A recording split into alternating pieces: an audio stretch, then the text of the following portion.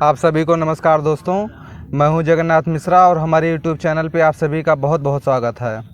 दोस्तों, आज हमारे साथ में महान अध्यापक श्रीमान संतोष कुमार सिंह चिंचित जी जुड़े हुए हैं, जो कि आज मैं आपसे चर्चा करूंगा कि आप विद्यालय में टीचर हैं, बच्चों को पढ़ाते हैं, तो आजकल बच्चों में बढ़ती हुई अनुशासनहीनता, नशा पत्ती में ज़्यादा लिप्त हो रहे हैं बच्चे, हिंदी भाषा पे कम लगाव है लोगों का।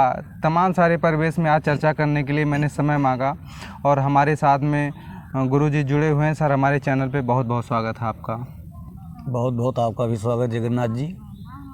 और आपने बहुत ही सार्थक चर्चा करनी प्रारंभ की है।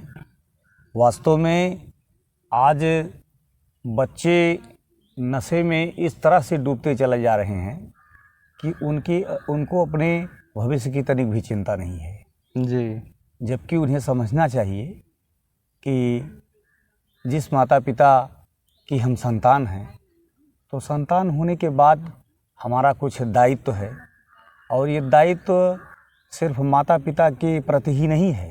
सर्वप्रथम दायित्व तो जिस धरती पर गिरकर हम लोग जिसकी धूल में लोट लोट करके आगे बढ़ते हैं जी, बड़ा होते हैं, उसके प्रति हमारा अनुराग है। उसके बाद हमारा अनुराग जो है, क्योंकि आप गुरुजी विद्यालय में पढ़ाते हैं, छोटे से बड़े बच्चे आपसे सब जुड़े हुए हैं। बच्चे नशा की तरफ ज़्यादा डाइवर्ट हो रहे हैं, छोटे से ही उम्र में वो आस्की खाने लगते हैं, दारू पीने लगते हैं, तमाम सारी परेशानियां आ रही हैं। इसका मूल कारण है बच्चों में अशिक्षा का, और दूसरी चीज़ जो है वो एक उनमें गलत हावी पड़ती जा रही है जी, जो नहीं पढ़नी चाहिए। लेकिन अपना भारतीय समाज है, इसमें आप एक बहुत देसी कहावत सुने होंगे कि देखा देखी पाप और देखा देखी पुण्य। जी, जो बच्चे होते हैं या जो किशोर मन के होते हैं, उनमें बुद्धि तो होती है किंतु उनका विवेक जागृत नहीं होता। जी, जी, अर्थात सोचने समझने की शक्ति उनमें 20-21 वर्ष के बाद ही पनपती है। जी, इस दरमियान जो नशाखोरी की लत में आ गए, तो एक बार अगर इसकी लत में आ गए तो इसकी जद से बाहर निकलना बड़ा मुश्किल होता है। जी, जी, और चूंकि जिस प्रकार के नशे को वो दैनिक जीवन में वो प्रयोग करते हैं, तो एक समय विशेष में वो उनको परेशान भी करता है। वो एक तलब उठती है, जी, उसकी पूर्ति के लिए वो दिन प्रतिदिन ऐसा कार्य करते हैं। जबकि जगन्नाथ जी, उन्हें ये समझना चाहिए कि रामचरितमानस में भी उल्लेख है, तुलसी बाबा ने कहा है जी, कि तुलसी धन धाम शरीरा। तो ये धाम अर्थात शरीर रूपी जो हमको धाम मिला है, यही हमारा असली धन है। जी, जी, और आप कहीं भी चिकित्सा केंद्र पर जाते हैं या दीवालों पर भी आपने देखा होगा कि स्वास्थ्य ही धन है। जी, और स्वास्थ्य धन इस रूप में श्रेयस्कर है कि हम जो कुछ भी कार्य करते हैं वो अपनी स्वस्थता और आरोग्यता की, निरोगता के कारण ही करते हैं। जी, जैसे हम किसी नशे की ओर उन्मुख होते हैं, वैसे ही हम तमाम प्रकार की डिजीज़ अर्थात बीमारियों के शिकार हो जाते हैं, और फिर हमें अपने नशावृत्ति में लिप्त होने का पछतावा होता है। जी, किंतु मैंने जैसे आपसे पहले ही कहा कि एक बार किसी गलत धारणा को आत्मसात कर लेना या गलत धारणा पर चल पड़ना आदमी को जीवन भर कष्टकारी होता है। जी। तो अभी आपने गुरुजी बताया कि बच्चे तड़प उठते हैं जब उनकी आदत पड़ जाती है नशा करने के लिए। इस दौरान उनको चोरी करना भी सीखना पड़ता है, चाहे वो घर से इसकी शुरुआत करते हैं, कहीं बाहर गांव में करते हैं। ऐसे ऐसे चोरी करने की भी लत उनकी पड़ जाती है, क्योंकि पैसा साथ में नहीं रहता है। पढ़ाई करने के दौरान नशा करने के लिए उनको घर से पैसा चुराना पड़ेगा, बाद में वो जाकर बाहर उसको ख़रीद कर खाएंगे। तो ऐसे ऐसे चोरी भी करना वो सीख जाते हैं। जाहिर सी बात है जगन्नाथ जी कि जब हमारे अंदर कोई दुर्व्यसन हो जाएगा, जी जी, जब हमारे अंदर कोई दुर्व्यसन हो जाएगा और अभी हम कुछ योग्य नहीं हुए हैं, जी हमारा कौशल विकास नहीं हुआ है, हमारा बुद्धि विकास नहीं हुआ है, हम किसी मेरिट को एडाप्ट नहीं कर पाए हैं, जी, तो निश्चित रूप से हम इधर उधर देखेंगे, ऊपर नीचे देखेंगे और एन केन प्रकारेण उस दुर्व्यसन की पूर्ति के लिए, चूँकि पैसा ही मुख्य है और पैसे से ही सारी व्यवस्था होती है, तो उसके लिए निश्चित रूप से हमें चाहे रोड होटअप का काम करना पड़े जी, या किसी की जेब काटना पड़े, जेब कतराई वाला काम करना पड़े, जी, या दबंगई करके किसी से पैसा छीन लेना पड़े, जी, तो ये सब काम निश्चित रूप से बच्चे करते हैं और इनका चूँकि एक अपराध वो पहले से ही कर रहे हैं, इसलिए इस चीज़ का उन्हें अपराध बोध नहीं होता जी, और कोई यह जान भी नहीं पाता कि आप क्या कर रहे हैं, क्योंकि गलत कार्यों का उल्लेख तो किया नहीं जा सकता, जी। हम सही कार्यों का ही उल्लेख तो किसी गुरुजी, जन ये से कर बताइए सकते कि हैं। ये कैसे, ये किसकी कमी से हो रही है? बच्चे आपके विद्यालय में पढ़ रहे हैं, घर पे माता पिता हैं, ये कहाँ से ये ऐसा विचार पैदा हो रहा है कि बच्चे इस रूट पे डाइवर्ट हो रहे हैं? इसको कैसे रोका जा सकता है? देखिए, विद्यालय की कमी तो मैं नहीं कहूँगा, क्योंकि अब आपको मालूम होगा कि भारतीय शिक्षा पद्धति में, अधुनातन शिक्षा व्यवस्था में जी, डंडा उठाने पर सरकार ने रोक लगा दिया है। जी, आप उन्हें बुद्धि से, प्रेम से, सद्व्यवहार से, सद्भाव से, किसी तरह से आकृष्ट करके उनको आप मोटिवेट करें जी, कि शिक्षा के प्रति उनकी रुचि जागृत हो। जी, प्रथमतया ये परिवार से ही उत्पन्न होता है जी, और परिवार में भी माता पिता, जैसे एक पुस्तक होती है तो उसके लेफ्ट और राइट 2 पेज होते हैं, इसी तरह से परिवार में माता पिता होते हैं और माता पिता अपने बच्चों के प्रति यदि लाड़ प्यार ज़्यादा दिखाएंगे जी, तो निश्चित रूप से उसका गलत उपयोग करेंगे और इस गलती में वो गलती दर गलती करते चले जाते हैं जी, और तमाम प्रकार की गलतियां उनके द्वारा दुर्व्यसन के रूप में, कुप्रथा के रूप में, कुसंस्कार के रूप में और कुविचार के रूप में पनपती चली जाती हैं। यानी इसका रोकने का कुछ मुख्य उपाय सर बताएं, इस पे अंकुश जरूर।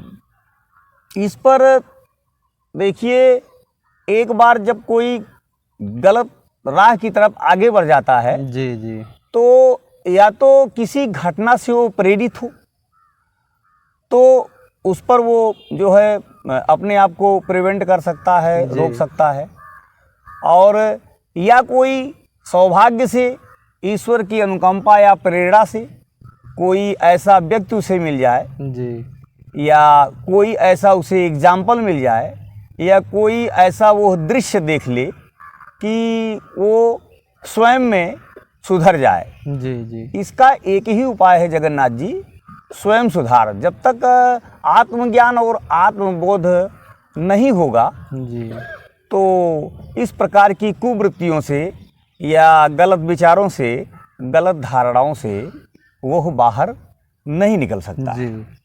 गुरुजी, आज बच्चे बचपन से, जैसे विद्यालय में जब उनका आना होता है, छोटे विद्यालय में जाते हैं, घर से उनको पहले मम्मी पापा कोई भी होते हैं पढ़ाने के लिए समझाते हैं कि आप पढ़ने जाओ, विद्यालय में जाओ। नर्सरी केजी से उनकी शुरुआत होती है। उस टाइम पे वो उद्दंडता करते हैं तो चलो होते हैं कि बच्चे हैं अभी, लेकिन ये उसी रूट पर आगे बढ़ जाते हैं। अनुशासनहीनता की ज़्यादा कमी दिखती है जैसे जैसे ये बड़े होते जाते हैं। इसका मुख्य कारण तो आप ये समझिए कि ये तो साधारणतया है कि बच्चे स्वभाव से चंचल होते हैं जी, और मनुष्य के स्वभाव में भी है कि गलती करना उसका स्वभाव है। जी, हर व्यक्ति गलतियों से ही, अपनी भूलों से ही सुधार करता है, जी, लेकिन समाज में भी तमाम ऐसे उनको बिगाड़ने के संसाधन हैं जी जिसके द्वारा उनमें ये विकृत आ जाती है। जी और ये उनमें नहीं होना चाहिए, लेकिन मैंने जैसे कहा नहीं कि वो संगत का असर या परिवेश का असर जी बहुत गंभीर रूप से उन पर पड़ता है, तो इससे अपने आप को बचा नहीं पाते। जी और चूंकि जगन्नाथ जी मन बहुत चंचल है, जी ये ज़्यादातर बुराइयों की तरफ ही इसका झुकाव होता है। जी आप उदाहरण के रूप में ले लें कि जैसे पेट्रोल है, तो यदि उसमें हम माचिस की तीली या लाइटर से उसे बर्न करने का प्रयास करेंगे जी तो थोड़े ऊपर ऊंचाई से ही वो पकड़ लेगी। जी लेकिन यदि हम घी का दीपक जलाएं तो बिल्कुल उसकी शिखा पर यदि हम माचिस की तीली रख देंगे तब वो थोड़ी देर वेट करने के बाद ही वह उसको पकड़ेगी। जी इसी तरह से बुराई है जो पेट्रोल की तरह फैलती है और बहुत जल्दी समाज में व्याप्त हो जाती है जी इसका दूषित रूप। जी और अच्छाई उस घी के दीपक की तरह है जिसको प्रकाशित होने में या देर तक प्रकाश देने में या उत्तम सुगंध देने में, जी जी वो सब चीज़ में बहुत सर कहीं ना कहीं यह होता है कि बच्चे कहने नहीं मानते हैं, अनुशासनहीनता ज़्यादा करते हैं। जैसे अब सरकार ने रोक लगा दिया कि आप उनको मार भी नहीं सकते हैं डंडे से, और इसलिए उनका मन और बढ़ जाता है। आपने कोई वर्क दिया है घर पे पूरा करने के लिए, सुनाने के लिए, बाद में वो नहीं सुनाते, नहीं पूरा करते हैं, आप उसके लिए उनको दंडित भी नहीं कर सकते हैं, जो कि पहले से ही हमारी प्रथा आदिकाल से चलती आ रही कि बच्चों को दंडित किया जाए। जब नहीं दंडित किए जाएंगे तो कहीं ना कहीं उनका मन और बढ़ जाता है। देखिए, दंड देने के पक्ष में मैं बिल्कुल नहीं हूँ। जगन्नाथ जी मेरा अपना अनुभव है जी मैं 25-26 वर्षों से अनवरत अध्यापन कार्य कर रहा हूँ। जी तो दंड देना तो आखिरी विधान है, जी वो आपका आखिरी तरीका है। जी सबसे पहले उन्हें आप अपनी बोली के द्वारा, अपनी वाणी के द्वारा, अपने विचारों से प्रेरित करके, जी जी या तमाम उदाहरण पड़े हुए हैं, साहित्य में हैं, अध्यात्म में हैं, धर्म में भी हैं, योग में भी हैं, उनके द्वारा आप उनको सुधारने का यत्न कर सकते हैं। लेकिन आज जो सबसे बड़ा इसका कारण सिद्ध हो रहा है इस बुराई का, इसमें मोबाइल का बहुत बड़ा योगदान है। जी और आप जानते हैं कि बंदूक की तरह, जैसे बंदूक हम लिए हैं वो लोडेड है, तो उसका काम है कि हमारी सुरक्षा वो करती है, उसका सदुपयोग करें।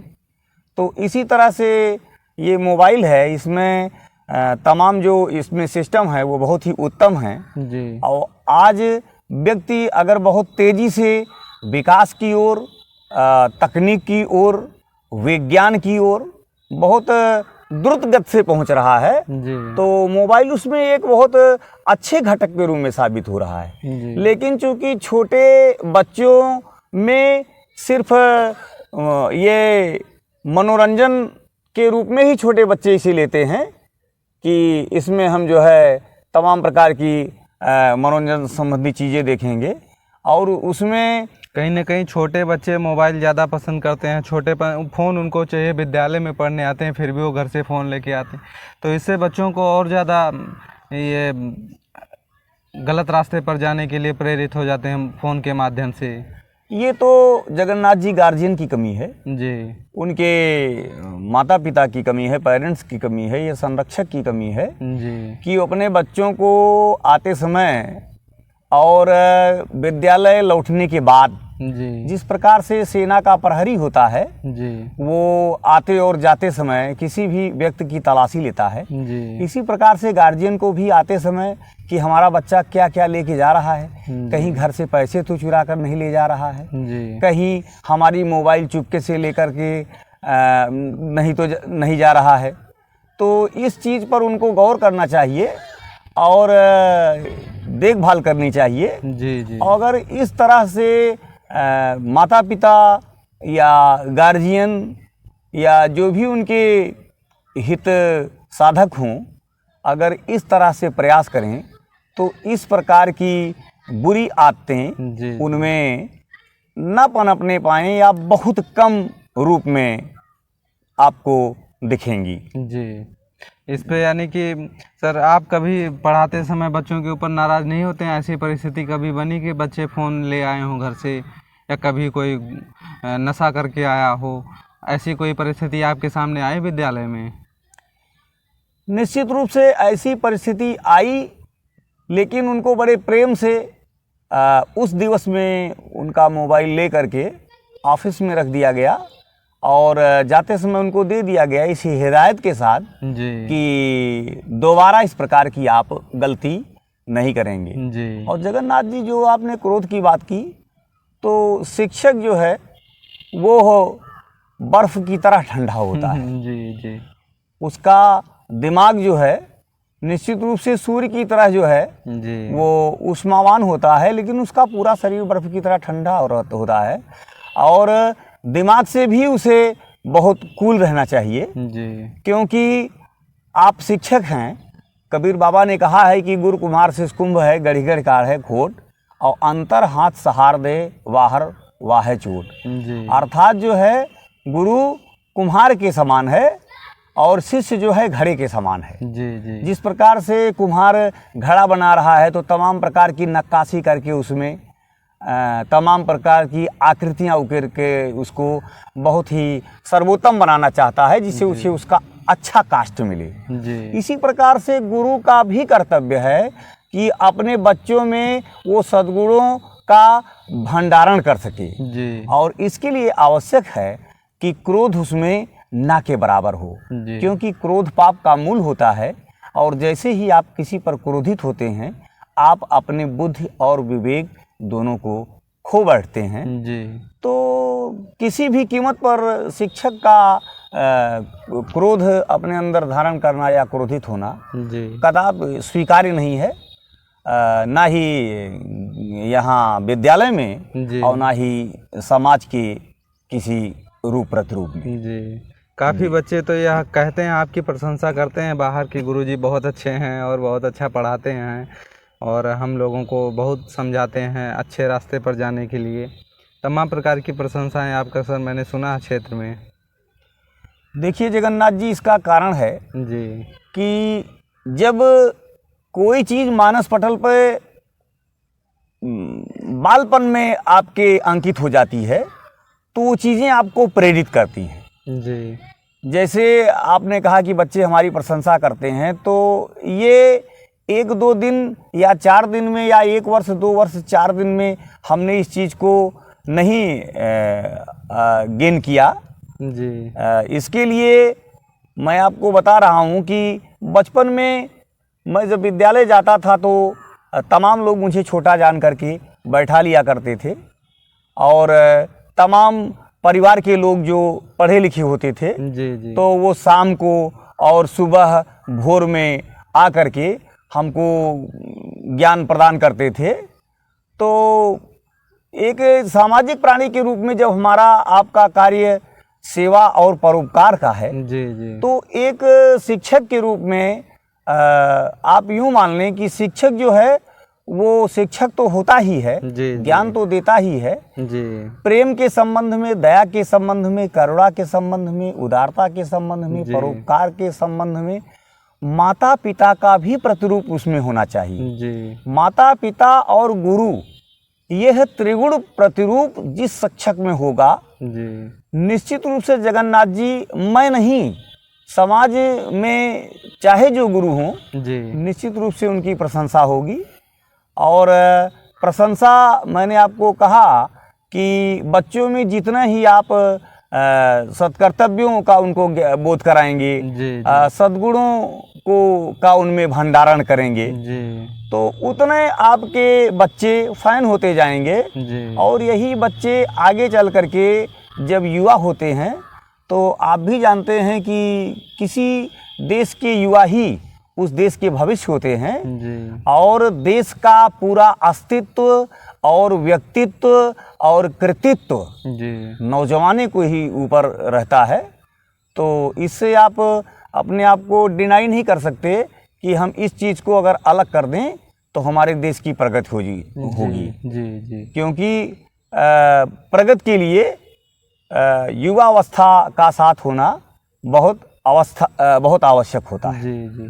गुरुजी, आज के टाइम में अभी मैंने अनुशासनहीनता की बात की।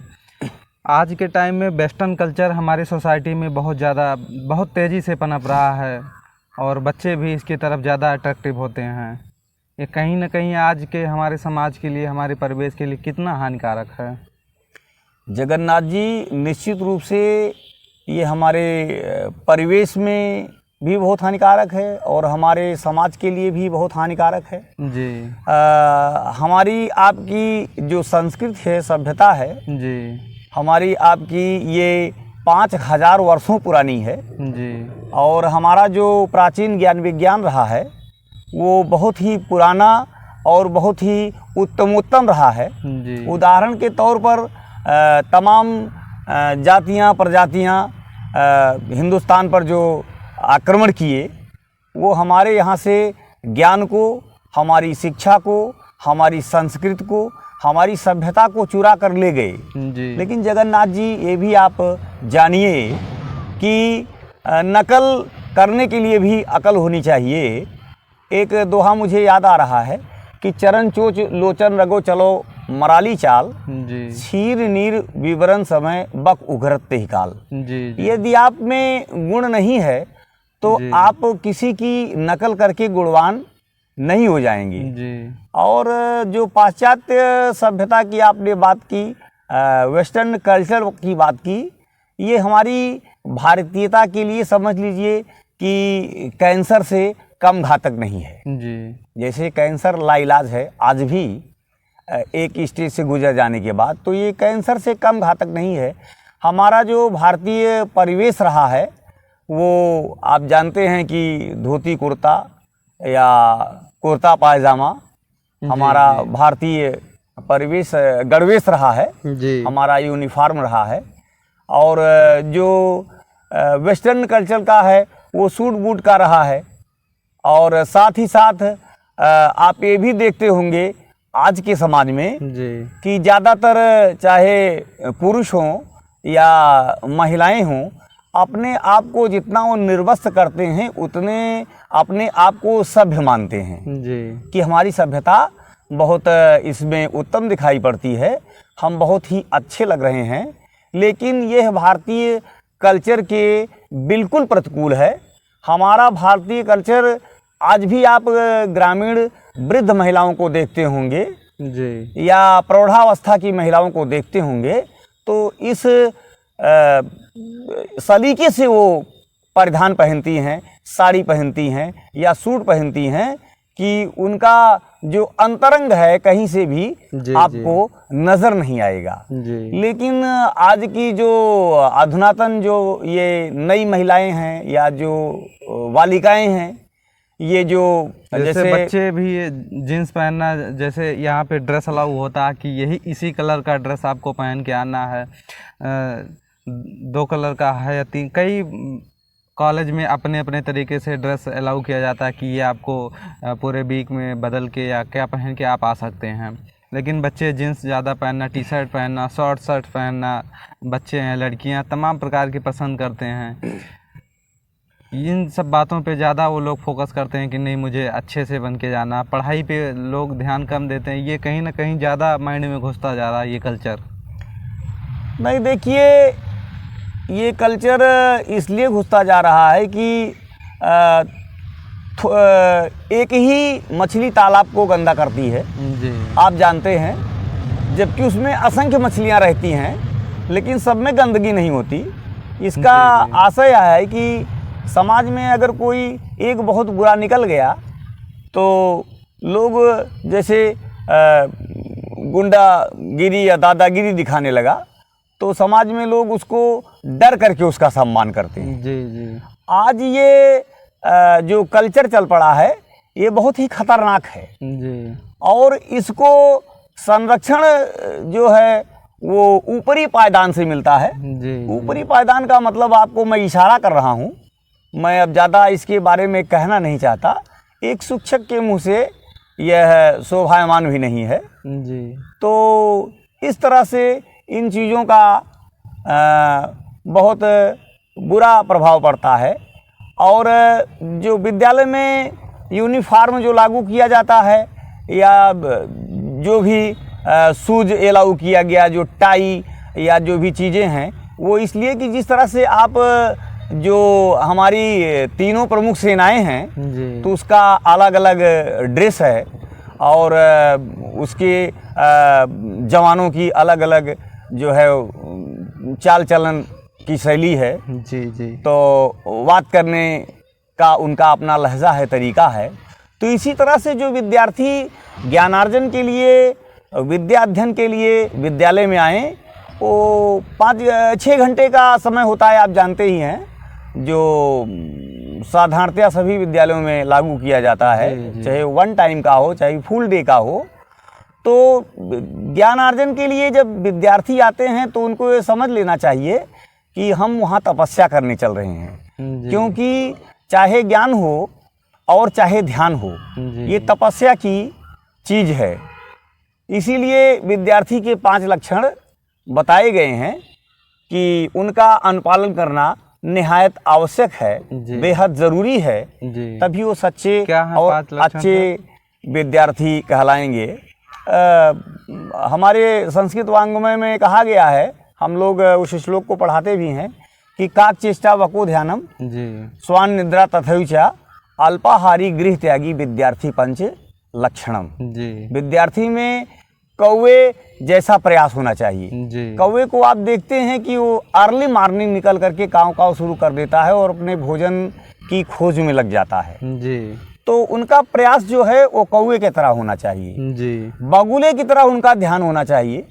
आप अपने बाइक से गुजर रहे होते हैं या 4 व्हीलर से गुजर रहे होते हैं, जी। कहीं तालाब दिखाई पड़ता है तो आप देखते होंगे कि बगुला एक टांग पर खड़ा होकर के और अपने चोंच को बिल्कुल एकदम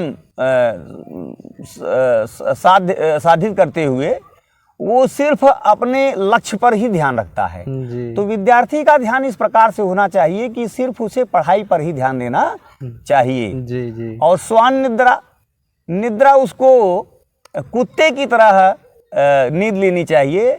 आप कुत्ते के आसपास से अगल बगल से चाहे जितना पाँव दबा कर निकलें, जी। लेकिन जैसे ही आप उसके पास से गुजरेंगे उसकी नींद टूट जाएगी। तो ये तीसरा उनका गुण है।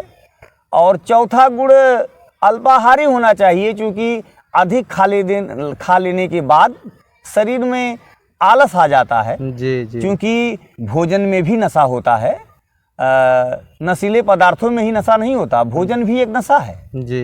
जगन्नाथ जी, तो अधिक खाने के बाद पढ़ाई नहीं हो पाती या बेहद कम हो पाती है। जी। जी। इसलिए अल्पाहार का विधान है और इससे शरीर स्वस्थ और बिल्कुल छराहरा रहता है। जी। मोटापापन इसमें नहीं आ पाता। जी। तो ये भी बच्चों के स्वास्थ्य के लिए बहुत आवश्यक है। मोटापापन से जानते हैं आप तमाम प्रकार की डिजीज उत्पन्न हो जाती हैं। तो विद्यार्थी के जीवन के लिए ये नितांत हानिकारक है। जी। और उसके बाद जो अंतिम है वो गृह त्यागी उनको होना चाहिए। गृह त्यागी का मतलब ये नहीं कि आप चले जाएं कहीं घर से दूर 100 मीटर या 500 मीटर अपना एक अलग कमरा बना कर रहने लगे। गृह त्यागी का मतलब घर के घरेलू कार्य से आप बिल्कुल मतलब एकाकी की भावना होनी बच्चे चाहिए। ध्यान न लगावें, जी। एकाग्रचित्त होकर के सिर्फ अपने पढ़ाई पर ध्यान दें, घरेलू कार्य से विशेष मतलब न जी। रखें। जी। तो सर, उनके लिए बहुत लाभदायी होगा। जी। जी। सर, जो हम अपनी सभ्यता से दूर जा रहे हैं, इसका प्रमुख कारण क्या है? इसको कैसे रोका जा सकता है कि हम अपने ही रास्ते पर खड़े रहें? सभ्यता से दूर होते जा रहे हैं, यह पूर्णतया सत्य नहीं है। सभ्यता का विकास भी हम बड़ी तेजी से हमारे अंदर हुआ है। जी। सलीके से उठना, बैठना, चलना फिरना, लेकिन कुछ ऐसी संस्कृति जो दूसरे देशों की है, जी। तो उस पर हम अमल न करें अपनी भारतीय संस्कृति और अपनी भारतीयता की गौरव, शान और सम्मान को सदैव अपने दिमाग में बनाए रखें, तो इससे हम अपनी लीक पर रहेंगे और हमारी सभ्यता का भी क्षरण नहीं होगा, बल्कि इसमें दिन पर दिन उन्नयन होगा जी। और हो भी रहा है जी। बस इसको ध्यान इतना रखना है कि इसको पॉजिटिव वे में लें, जी। कभी भी निगेटिव वे में ना लें। नकारात्मकता हमें निश्चित रूप से नीचे गिराती है, नर्क के द्वार तक ढकेल देती है। जी सर, जैसा कि अभी आपने सभ्यता के बारे में बताया, आप हिंदी के भी टीचर हैं, राष्ट्रभाषा हमारी हिंदी है। आज के टाइम में हिंदी की भी मतलब लोग इससे दूर जा रहे हैं, अपने बच्चों को इंग्लिश ज़्यादा पढ़ाते हैं, बचपन छोटेपन से ही इंग्लिश सिखाने लगते हैं, इंग्लिश विद्यालय में भेजने लगते हैं कि आपको इंग्लिश माध्यम से पढ़ाएंगे। मतलब ये हिंदी से काफ़ी लगाव कम हो रहा है। देखिए जगन्नाथ जी, आप बात सही कह रहे हैं जी कि आज के गार्जियन मॉडर्निटी को ज़्यादा पसंद करते हैं, जी। इंग्लिश को ज़्यादा पसंद करते हैं।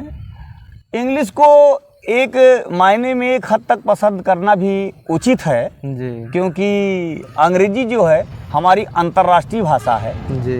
किंतु हमें इस बात का भी ख्याल रखना चाहिए जी। कि राष्ट्रभाषा हमारी हिंदी है, जी। और जब संविधान का निर्माण हो रहा था तो इसको राष्ट्रभाषा के रूप में उस समय के शिक्षा विदों ने, कानून विदों ने जो मान्यता दी, वो इसलिए कि बचपन से ही हम हिंदुस्तानी हैं, तो हमारे अंदर जो है वो भारतीयता और हिंदीपन जी, जी। हमारे रग रग में, जिस प्रकार से खून का प्रवाह हमारी धमनियों में प्रवाहित होता है, जी। इसी प्रकार से हिंदी में हम रचे बसे रहते हैं। जी। और देखिए कि कुछ भारत में ही कुछ प्रांत ऐसे हैं जो हिंदी का विरोध करते हैं, जैसे कि दक्षिण भारत के तमिलनाडु हैं, केरला है, पश्चिम बंगाल है, आसाम हैं। जी। जी। ये देश अपनी आंचलिक भाषा को ज़्यादा महत्व देते हैं और सरकार से इस बात का अनुरोध भी करते हैं कि कॉम्पिटिटिव जो एग्ज़ाम्स हों उसमें आंचलिक भाषा को रखा जाए। तो मैं उससे इनकार नहीं कर रहा हूँ, अब ये सरकार का काम है कि वो किस प्रकार से निर्णय लेती है। जी। लेकिन हिंदी जो है राष्ट्रभाषा है और सबको इसकी स्वीकार्यता मानते हुए अपने अंचल विशेष की भाषा पर ध्यान देना चाहिए। भारतेंद्र जी ने भी इस पर जोर दिया है और उन्होंने हिंदी के महत्व को रेखांकित करते हुए, रूपायित करते हुए कहा है कि निज भाषा उन्नति है, सब उन्नति को मूल, अब बिनु निज भाषा ज्ञान के मिटे नहीं को सूल। तो सभी उन्नतियों का मूल हमारी अपनी राष्ट्रभाषा हिंदी है।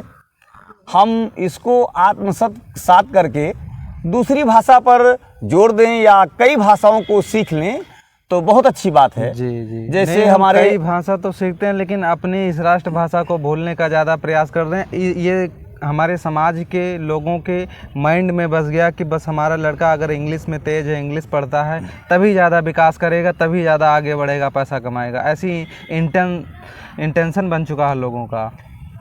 देखिए ये धारणा बहुत बलवती नहीं है और पूर्णतया सत्य नहीं है। जी। क्योंकि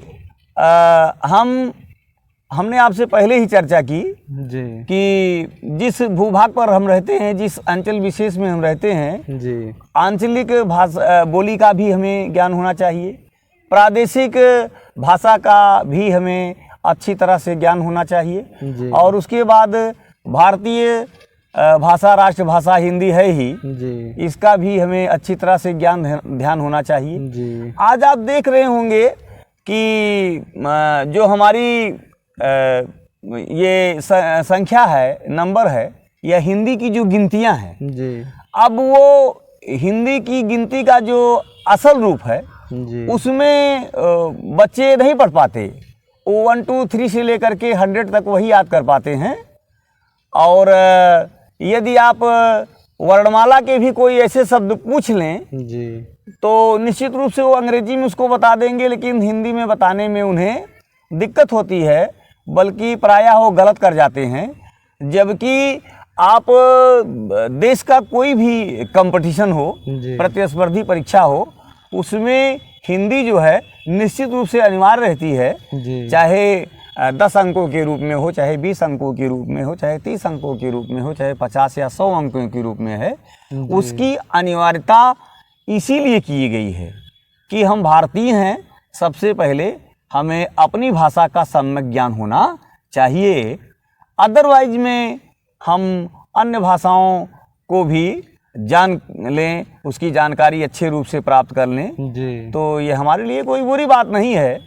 तमाम हमारे मनीषी विद्वान जैसे अरविंद जी हैं जी और आचार्य विनोबा भावे जी हैं, डॉक्टर राजेंद्र प्रसाद जी हैं, हमारे राष्ट्रपति रह चुके APJ अब्दुल कलाम जी हैं, जी जी तो कई भाषाओं की ये जानकार थी। जी तो अन्य भाषाओं की जानकारी कोई बुरी बात नहीं है, लेकिन हिंदी की भी जानकारी हमें भी आजकल हर रखनी ऑफिस में इंग्लिश की ज़रूरत है। कोर्ट में अगर आपको इंग्लिश नहीं आता तो आप हाई कोर्ट है, सुप्रीम कोर्ट है, वहाँ आर्डर नहीं पढ़ सकते हैं। हिंदी का बिल्कुल नाम मात्र है। कई सारे पिटीशन भी वहाँ पे छोड़े गए हैं कि हिंदी भाषा होनी चाहिए।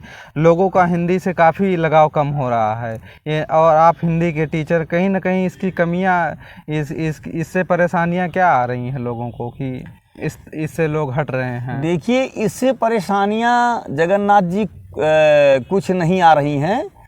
ये लोगों की एक धारणा बन गई है, एक मानसिकता बन गई है। जी मैं आपको बताऊं कि हिंदी को 2 रूप में विभक्त किया गया है। गद्य के रूप में जो विचार प्रधान होता है और काव्य के रूप में जो भाव प्रधान होता है। जी हिंदी गद्य की विविध विधाएं हैं। जैसे हमारा प्राचीन काल से ही हम नाटक देखते आ रहे हैं, जी उसका अभिनय भी करते चले आ रहे हैं। जी सत्य हरिश्चंद्र आदि नाटक पहले जो है, जब इस तरह के संसाधनों का विकास नहीं था जी, तो जी, गांव में बाइस्कोप आते थे जी और बच्चे उसमें तस्वीर को देखते थे, ऊपर से एक साउंड लगा रखते थे, उसमें गाना बजा दिया करते थे। तो इस तरह से हिंदी का मान कहीं कम नहीं हो रहा है। जी और हिंदी का सम्मान, जैसा कि मैंने कहा आपसे कि विविध विधाओं में, जैसे निबंध है या नाटक है या कहानी है या आलोचना है या रेखा चित्र है या डायरी है या भेंट वार्ता है या संस्मरण है, तो विभिन्न विधाओं के माध्यम से लोगों तक इसकी अच्छाइयों को प्रसारित किया जाता है, जी। प्रचारित किया जाता है। और हिंदी एक ऐसी बहुआयामी भाषा है जिसमें अन्य कई भाषाओं का समावेश है। जी जी जैसे इसमें अंग्रेजी का भी समावेश है, इसमें संस्कृत का भी समावेश है, इसमें उर्दू का भी समावेश है, इसमें जापानी भाषा का भी समावेश है, इसमें अरबी का भी है, फारसी का भी है, पुर्तगाली का भी है, समझ रहे हैं जी तो डच भाषा का भी इसमें जो है इसी में सम्मिलित है। जी तो हिंदी बहुत ही अपने आप में बहुत विस्तृत है जी और अपने आप में कई भाषाओं को ऑब्जर्व करने वाली है, एक्सेप्ट करने वाली है, समायोजित करने वाली है। जी तो मैं हिंदी का अध्यापक हूँ। मैं आपको इतना ही बताना चाहता हूँ कि इसके फ़ायदे बहुत अनेक हैं। जैसे मैं स्वयं एक हिंदी अध्यापक के रूप में जाना जाता हूँ और हिंदी में हमने कई गीत भी लिखे हैं और रचनाएं की हैं। जी और मैंने आपसे पहले कहा कि जैसे नाटक, तो रामलीला या रासलीला में उसमें भी मैंने अभिनय किया है, मंचन किया है। जी तो ये हिंदी की ही देन है, हिंदी की ही बदौलत है। जी और जितनी सूझबूझ के साथ और जितनी गहरी संवेदना के साथ आप हिंदी में जन तक अपनी बात को फैला लेंगे या बता लेंगे, अन्य किसी भाषा में उसको उतने सहज रूप में बताना आसान नहीं है। जी आप देख रहे हैं इधर लगभग 90 के दशक के बाद हिंदी की जो ये बोली है भोजपुरी, जी इसमें भी आप देख रहे हैं कि भोजपुरी गाने या भोजपुरी फिल्में या एक्टर या एक्ट्रेस जी जो इसमें निकले हैं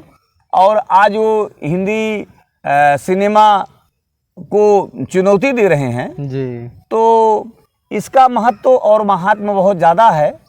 और इसमें आपको शिक्षार्जन करने के बाद जब आप मान लीजिए किसी भी क्षेत्र में जाते हैं तो आपको इसका बहुत लाभ मिलता है। जी और भारतीय संविधान में इसका उल्लेख है कि कचहरियों से लेकर के अन्य जो संस्थान हैं उन सब में हिंदी का अधिकाधिक प्रयोग होना चाहिए। आज हम लोग 14 सितंबर को हिंदी दिवस मनाते हैं, जी तो इसीलिए कि इसका प्रचार प्रसार जन जन में पहुँचे और जन जन की भाषा के रूप में ये अपने आप को प्रतिष्ठित करे जी और लोगों की शोभा बढ़ाए। जी। लेकिन ये कितना दुखद है कि इस हिंदी भाषा जो राष्ट्रभाषा है हिंदुस्तान में आप रह रहे हैं और हिंदी दिवस मनाना पड़े। हमारे लिए तो रोज़ हिंदी दिवस होना चाहिए।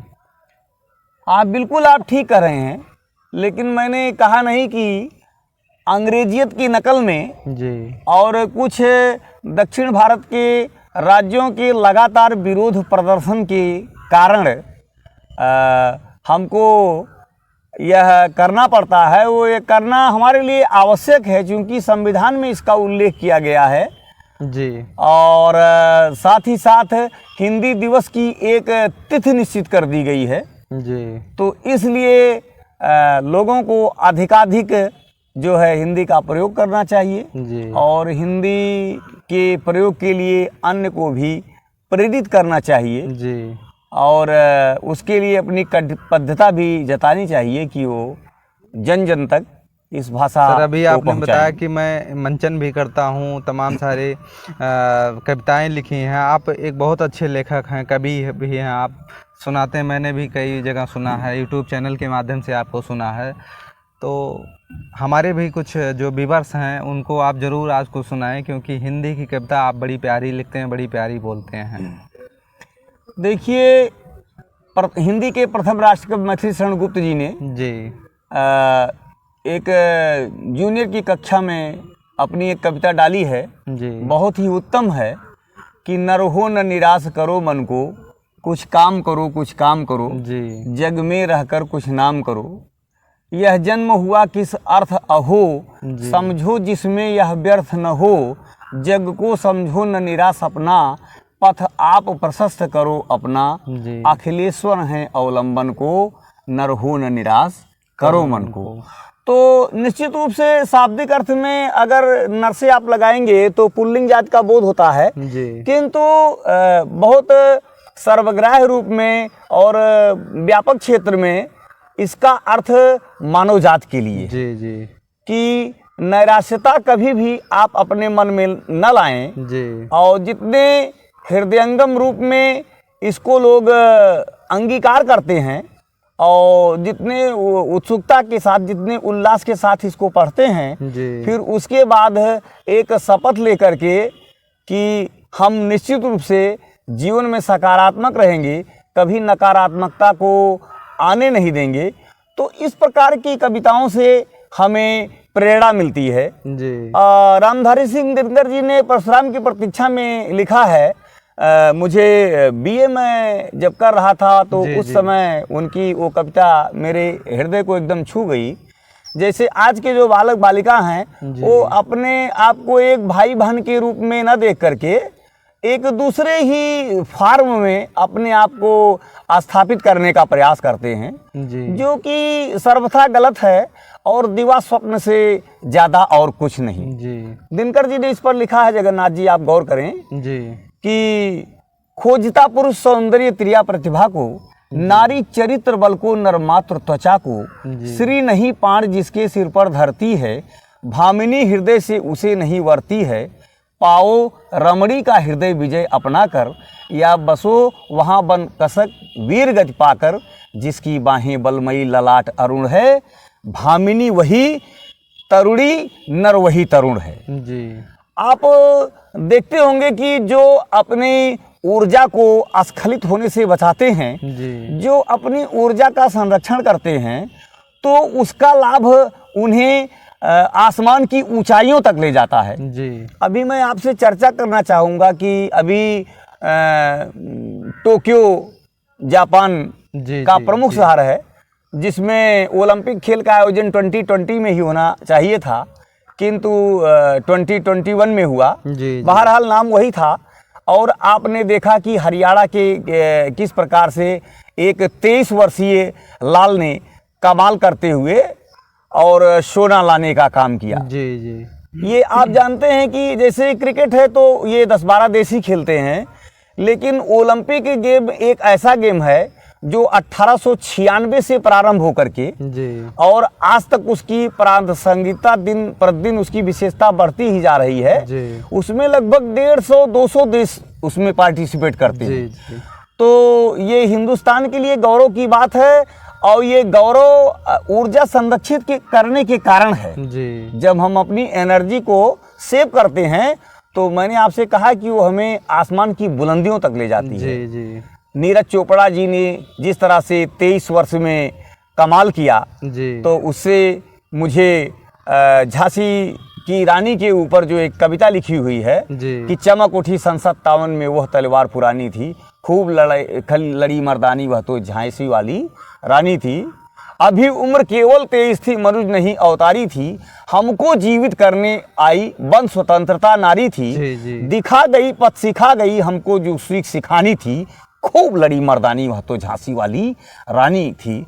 जैसे ही टेलीविज़न में मैंने 23 एज उसका सुना, तो मुझे यह कविता झांसी की रानी वाली यह कविता मुझे याद आ गई जी और मैंने सोचा कि निश्चित रूप से अगर भारत का हर युवान हर युवती इस संकल्प को बना ले और इस संकल्पना को अपने मन में बसा ले, जी तो निश्चित रूप से हर कोई न सही लेकिन प्रत्येक 10वां भारतीय इस प्रकार से अगले ओलंपिक में, जी जी या कहीं मैं ज़्यादा कह रहा हूं तो प्रत्येक 100वां या 1000वां भारतीय मान लीजिए कि अगले ओलंपिक में से अनगिनत जो है सिल्वर और गोल्ड मेडल लाएंगे। हो सकता है कि उसमें ब्रॉन्ज का स्थान ही न लगे, जी इतनी प्रतिभा हमारे हिंदुस्तान में है। जी और आप जानते हैं कि रामचरित मानस में भी उल्लेख है, हनुमान जी के लिए जामवंत ने कहा था, जिसमें माँ सीता की खोज के लिए वो तट पर उपस्थित थे सागर के, किंतु उस पार जाने की क्षमता कौन दिखावे या किसमें है। जामवंत जी को यह मालूम था, क्योंकि वो पृथ्वी पूरे ब्रह्मांड की कई बार परिक्रमा कर चुके थे अपनी युवावस्था में, तो उन्हें हनुमान जी को अपना बल याद दिलाते हुए कहा कि का चुप साध रहा बलवाना, और उन्होंने पुनः कहा कि कौन सो काज कठिन जग माही, जो नहीं हो ताज तुम पाही, राम काज लग तो अवतारा, सुनते भयो पर्वताकारा। जी जी और उस 100 योजन के समुद्र को अर्थात 400 कोस की उस विशाल समुद्र को हनुमान जी लांघ कर गए।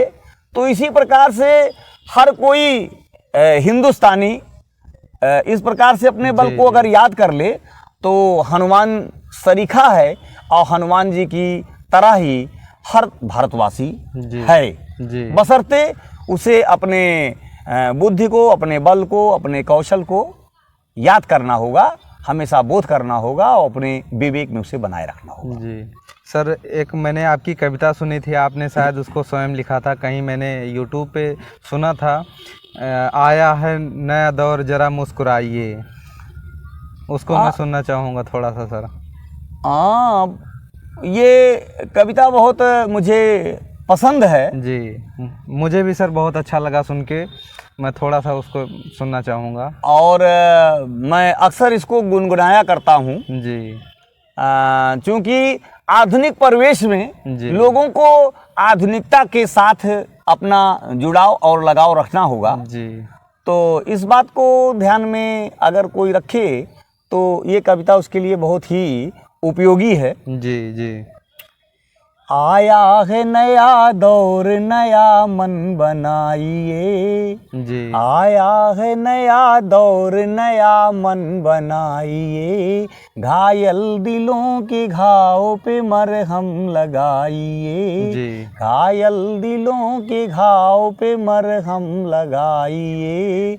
ऊंची हवेलियों का प्यार खो गया कहाँ, ऊंची हवेलियों का प्यार खो गया कहाँ, उनमें भी जरा दर्द का दीपक जलाइए, आया है नया दौर नया मन बनाइए, आया है नया दौर नया मन बनाइए।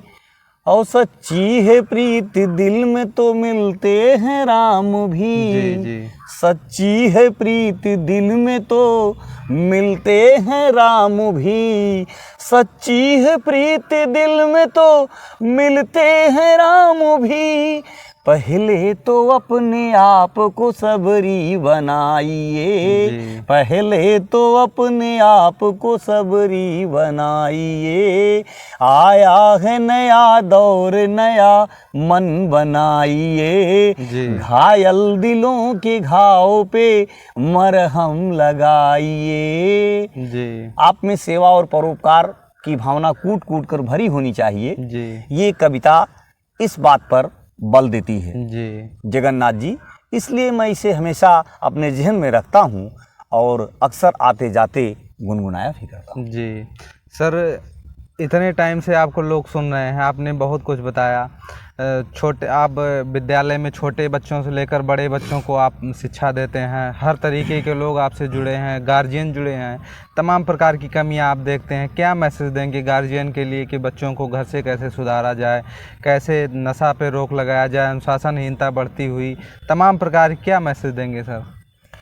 देखिए, मैं जो भी पेरेंट्स हैं, जी जो भी गार्जियंस हैं, मैं उनसे यही कहना चाहूँगा कि अपनी संतान को ख़ास तौर से जगन्नाथ जी बाल्यावस्था से लेकर के और किशोरावस्था तक, जी जी टीन एज तक, जी 13 to 19, जी उनको बिल्कुल जिस प्रकार से प्रहरी होता है, हमारा सिक्योरिटी होता है, जी तो एक एक चीज़ों पर नज़र रखता है। जी इस प्रकार से हमें बच्चों के बाल्यावस्था से लेकर के किशोरा अवस्था तक उनको यदि हम अच्छी तरह से उन पर गौर कर सके, जी अच्छी आदतों का उनमें विकास कर सके, अच्छे संदेश को या अच्छे आचरण को उनमें रख सके, उनके अंदर रख सके, जी। उसका अनुपालन करने के लिए उन्हें प्रेम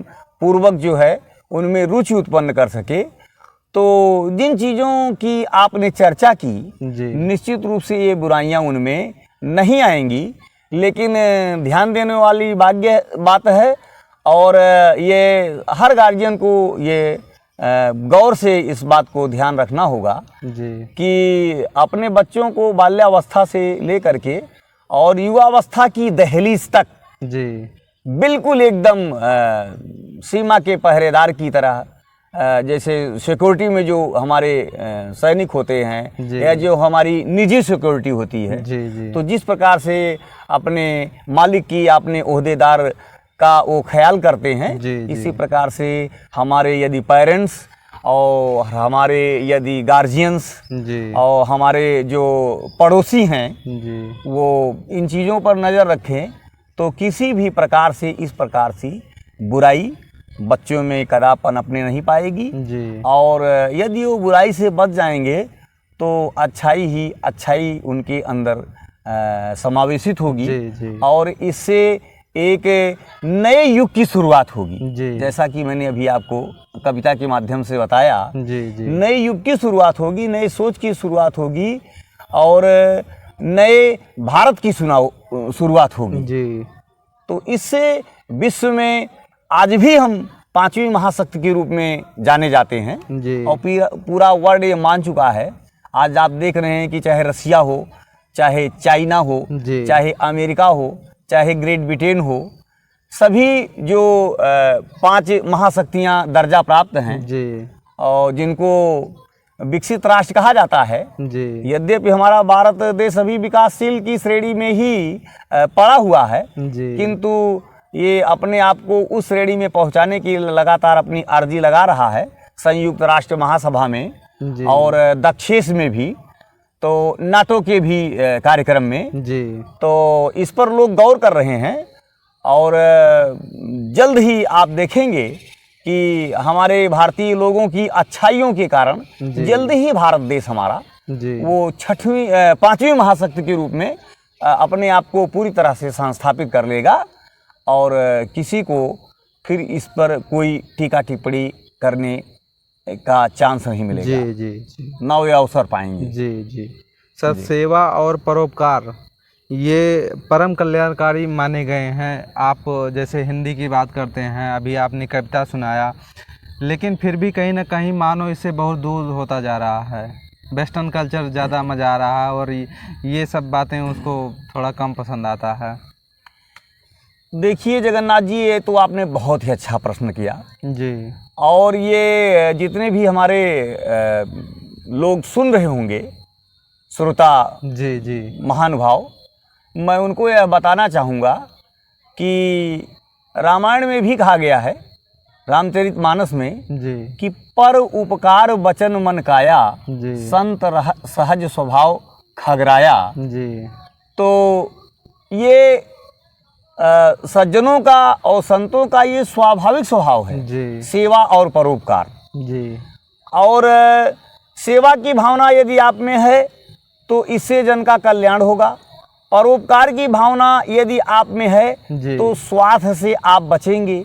और जगन्नाथ जी, स्वार्थ से आप जितने बचेंगे जी उतने ही आप कलह से बचेंगे, जी ईर्ष्या से बचेंगे, प्रतिद्वंदिता से, गलत प्रतिद्वंदिता से बचेंगे, नकारात्मक प्रतिद्वंदिता से बचेंगे, अहंग से बचेंगे, दंभ से बचेंगे, छलावा से बचेंगे और लोगों को धूर्तता का पाठ पढ़ाने से भी बचेंगे। तो मानव मन के जो ये मनोविकार हैं, इन सब चीज़ों से आप निजात पा जाएंगे सिर्फ परोपकार की भावना रखने के कारण। जी जी और ये देखिए, आप कहा गया है, हम लोग संस्कृत वाङ्मय में पढ़ाया करते हैं, आपने भी पढ़ा होगा कि सर्वे भवन्तु सुखिनः, सर्वे सन्तु निरामया, सर्वे भद्राणि पश्यन्तु मा कश्चित् दुर्भाग् भवेत्। जी जी तो सभी सुखी हों, सभी निरोगी हों और सभी कल्याण को देखें, जी कोई दुख का भागी किसी प्रकार से जी न हो। जी तो इस प्रकार की भावना रखने से आपका अपना कल्याण होगा जी और जन जन का कल्याण होगा। जी जी दोस्तों, अभी तक आप सभी आदरणीय गुरुजी श्रीमान संतोष कुमार सिंह चिंतित जी को सुन रहे थे, जो कि मैंने बहुत सारी चर्चाएं की। अनुशासनहीनता को लेकर मैंने बात किया, नशे में लोग ज़्यादा लिप्त हो रहे हैं, छोटे बच्चे ज़्यादा बढ़ रहे हैं, किस तरह से हम लोग वेस्टर्न कल्चर को अपना रहे हैं, ये हमारे समाज के लिए कितना हानिकारक है। हम अपनी राष्ट्रभाषा हिंदी को भूल रहे हैं, इंग्लिश पे ज़्यादा ध्यान दे रहे हैं। तमाम प्रकार से मैंने फोकस किया और आप सभी ने सुना, जो कि यह हमारे लिए कितना हानिकारक हो सकता है, हमारे समाज के लिए कितना दिक्कत बढ़ा रहा है। मैंने बहुत लंबी वार्ता की है, आप सभी ने सुना होगा, कहेंगे भी, सोचेंगे कि ये कितना बड़ा वीडियो बनाया गया, कितनी लंबी वार्ता हुई है।